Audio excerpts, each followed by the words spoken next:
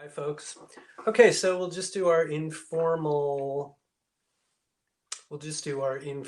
way of becoming present. I invite you to just eyes opened, eyes closed, however it feels good to you. Just take note of the breaths you are receiving and just allow your natural breathing rhythm to present itself. And let's just use this as an opportunity for a few moments to focus on the breath, to bring ourselves a little bit more into the present moment. And you might want to even set an intention for yourself for the next 90 minutes or so. So we'll just give a few moments for this practice.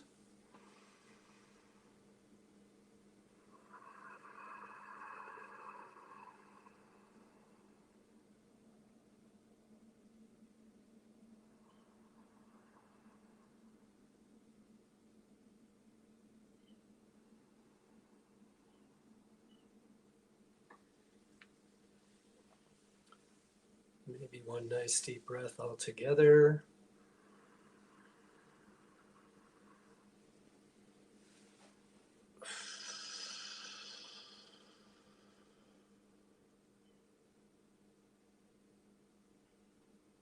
And let's do a little spiritual workout warm-up. Welcome to tonight's drop-in, the flagship spiritual workout experience.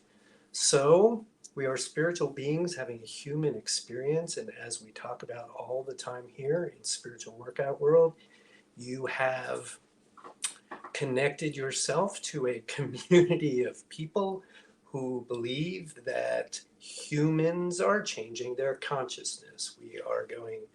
We use phrases like from 3D to 5D, or from old consciousness to new consciousness, and lots of different terms for that.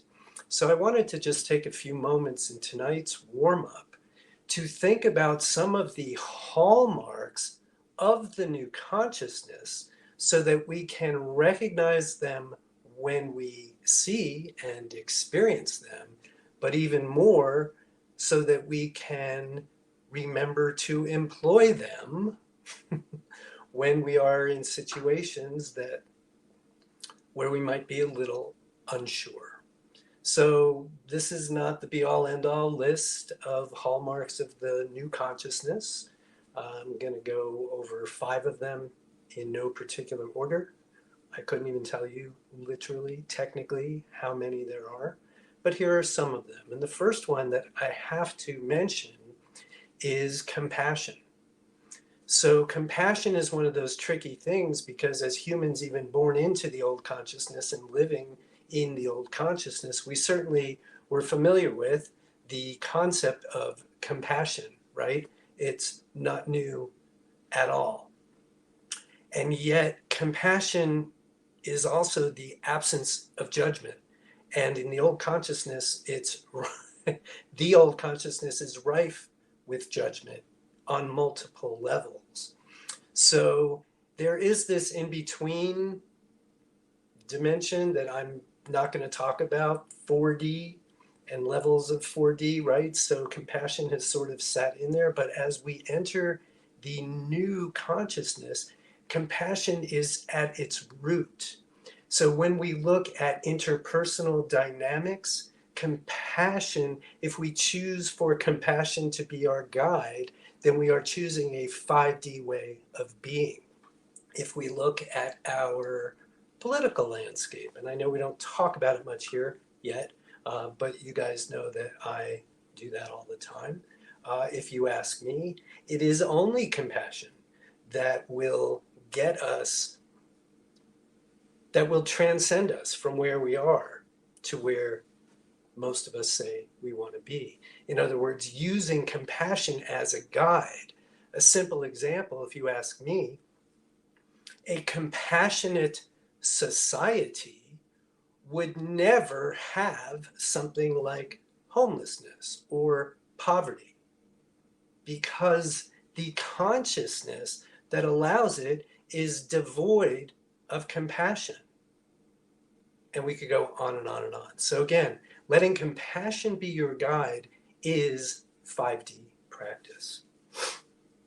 Another hallmark of the New Age, that's another that just came out, the New Age, I haven't used that one for a while,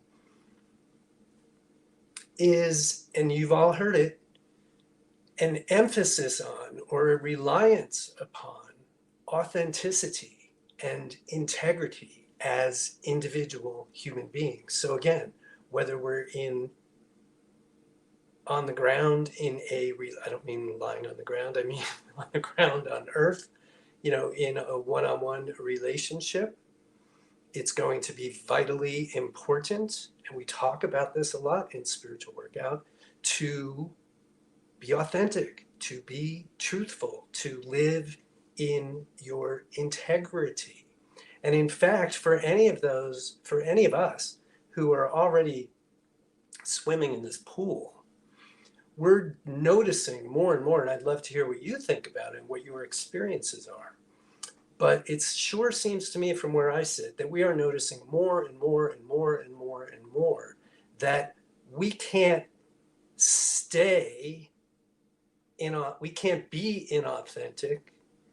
We cannot be out of integrity and move forward. We just can't, it doesn't fit anymore. That's part of the structure of the old consciousness that allowed a whole lot of inauthenticity and a whole lot of out of integrity. It's shifting, it's changing. And again, I want to hear what it's like for you guys. But if you are veering in the course of your daily operations into any realm of inauthenticity or non-integrity, you're going to feel it. And so authenticity, integrity are also hallmarks of the new consciousness. Another thing that we talk about all the time, and it's easy to remember because we get tripped up a lot, is that as we live consciously in the new consciousness, we notice more and more and more and more and more and more that the things that we are wanting to be, do, and have, and the lives, the things we're wanting to be, do, or have, are not unfolding in a linear process. Linearity, A to B, B to C, C to D, is a hallmark and a feature of the old consciousness. Non-linearity is a hallmark and a feature of the new consciousness. So I don't have too many spiritual workout conversations with too many, and you've all heard them here, that don't include some version of, well, I thought I was there already. I thought I'd done all this. You say, some people say working on, we say cultivating. I've been cultivating being physically strong and healthy, and I thought I was really done with this old thing, and now here's a bit of it is back again. Or I thought that I had released that old belief and that it was no longer creating in my reality, and here it is. And we could go on and on and on with lots of different examples. So when you notice that your life is being frustrated perhaps by this concept of non-linearity, just rest easy and know you're in the right place, because non-linearity is a hallmark and a feature of the new consciousness. Another hallmark and feature of the new consciousness is interdependence. Interdependence. There's no more I alone can do it. Again, whether that's something that you're noticing in your own life more on a personal level, or maybe in your work life with colleagues and whatnot, that those times and those experiences where people come together, work together, they're trusting of one another, they volunteer to depend on one another. I will do this, you will do that, we'll meet again next Tuesday, right? Those interdependencies, or within a family, I will go out and go to work, and you will pick up the kids, and I will take care of dinner, and you can go to your mother's next weekend and I don't have to go, right? Whatever those agreements are, they are agreements that we make. Nobody's imposing anything on us. Everybody understands what their role is, and they depend on the other people to understand and execute their roles as well. So again, anytime these days that you are finding yourself working with other people, needing to work with other people, setting up an interdependency is going to put you in the right lane, as it were, with regard to living the new consciousness. And the last thing that I'll say about it, and it sort of has to do with authenticity and integrity, but it's also a little different, is a feature of the new consciousness in terms of what we do is alignment. Now, you guys here in Spiritual Workout World are not new to this idea, not new to this concept. We're really talking about setting shiny, clear intentions for the things we want to be, the things we want to do, the things we want to have, and making it our work to stay aligned with that. So it's the idea of moving out of doing and moving into being. Being doesn't mean doing nothing, because you guys know that aligning with an intention after the whole project of articulating the intention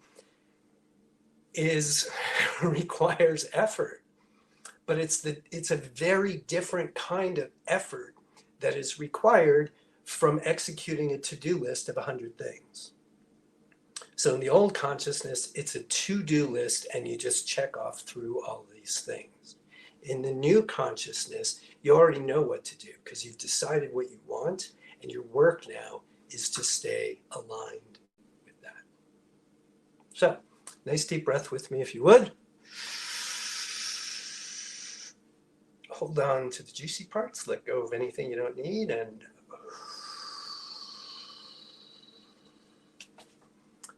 let's have our workout and see what you want to talk about.